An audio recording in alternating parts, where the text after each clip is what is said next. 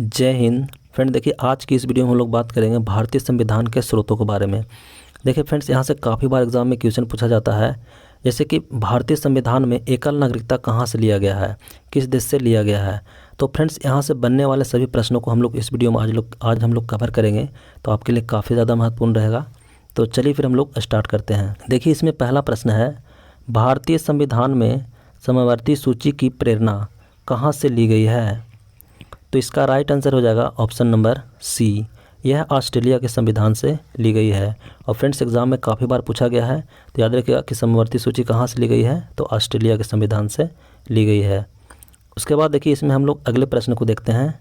तो देखिए इसमें अगला प्रश्न है, भारतीय संविधान में मूल कर्तव्यों को शामिल करने का विचार किस देश के संविधान से लिया गया है।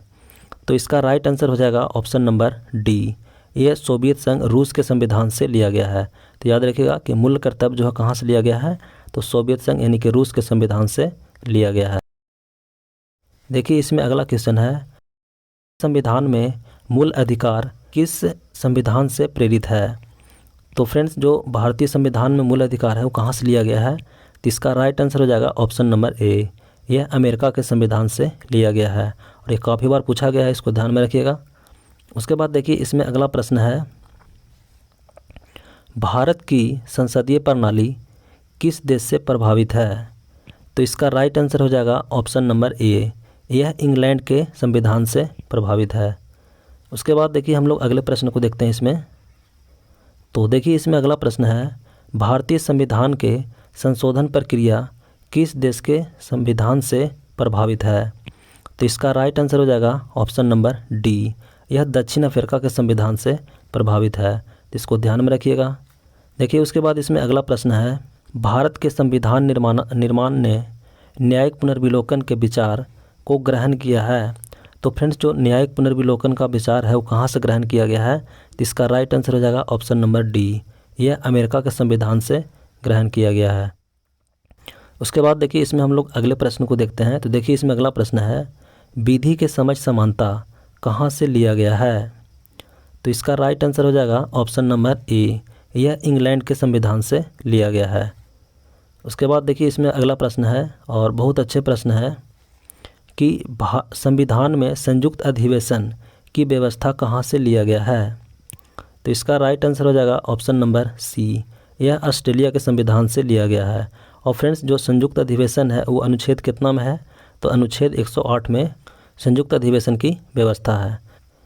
उसके बाद देखिए इसमें हम लोग अगले प्रश्न को देखते हैं। तो देखिए इसमें अगला प्रश्न है, भारतीय संविधान में राज्यसभा के मनोनयन की व्यवस्था किस देश से प्रभावित है। तो इसका राइट आंसर हो जाएगा ऑप्शन नंबर डी, यह आयरलैंड के संविधान से प्रभावित है। तो इसको ध्यान में रखिएगा।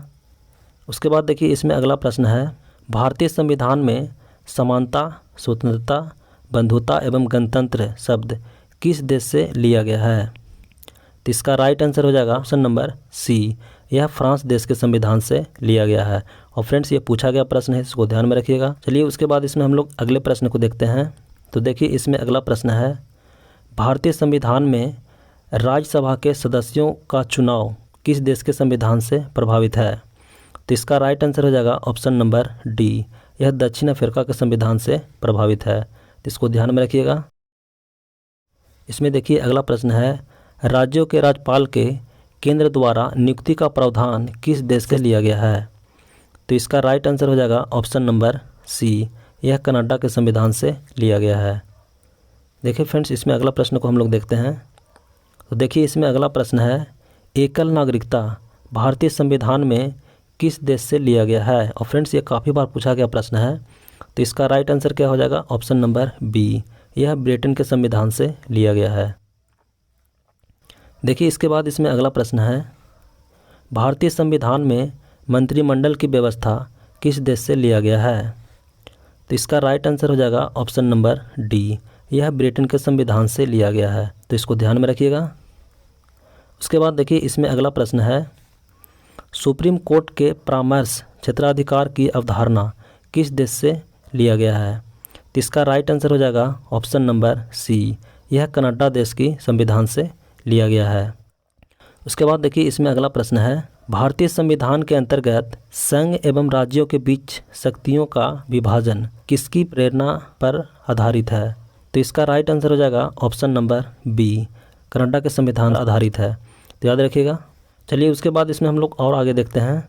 देखिए फ्रेंड्स, अभी तक हम लोग यहाँ पे देख रहे थे कि एकल नागरिकता ब्रिटेन से लिया गया है, लेकिन फ्रेंड्स ब्रिटेन के संविधान से और क्या क्या लिया गया है जो एग्जाम में पूछे जाते हैं, तो आपके लिए काफ़ी ज़्यादा महत्वपूर्ण रहेगा।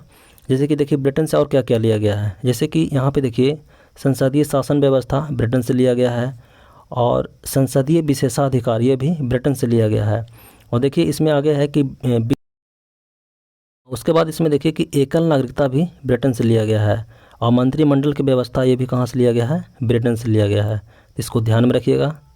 उसके बाद देखिए हम लोग और आगे देखते हैं। तो देखिए कि कनाडा के संविधान से क्या क्या लिया गया है।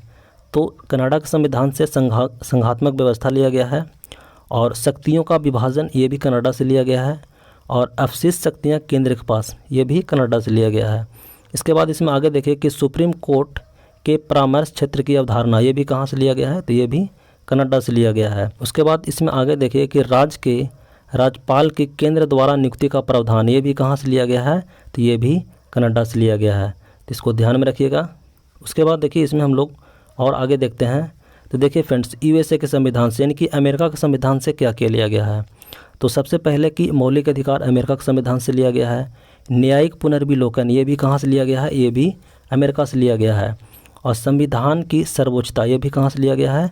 तो अमेरिका से लिया गया है। और निर्वाचित राष्ट्रपति, और इसमें आगे देखिए कि राष्ट्रपति पर महाभियोग ये भी कहाँ से लिया गया है? ये भी अमेरिका यानी कि यूएसए से लिया गया है। उसके बाद देखिए इसमें आगे हम लोग देखते हैं। तो इसमें देखिए कि आयरलैंड के संविधान से क्या किया लिया गया है। तो फ्रेंड्स देखिए इसमें पूछा जाता है कि राज्य के नीति निर्देशक तत्व तो कहाँ से लिया गया है? तो ये भी आयरलैंड से लिया गया है, आयरलैंड से लिया गया है। तो इसको ध्यान में रखिएगा। उसके बाद देखिए फ्रेंड्स कि दक्षिण अफ्रीका के संविधान से क्या क्या लिया गया है। तो देखिए कि संविधान संशोधन की व्यवस्था कहाँ से लिया गया है?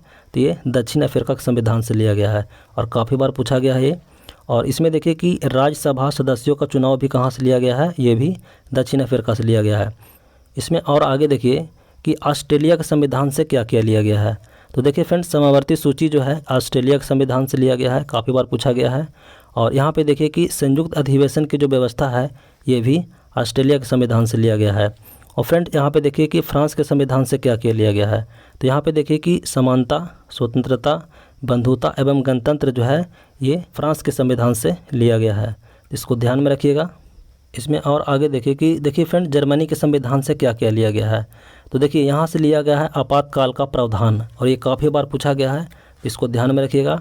और उसके बाद देखिए इसमें रूस के संविधान से क्या लिया गया है। तो रूस के संविधान से लिया गया है मौलिक कर्तव्य। तो फ्रेंड्स, ये जितना भी क्वेश्चन बताया गया आपके एग्जामिनेशन के पॉइंट ऑफ व्यू से काफ़ी ज़्यादा महत्वपूर्ण है, इसको ध्यान में रखिएगा। और फिर मिलते हैं नेक्स्ट वीडियो में, तब तक के लिए जय हिंद।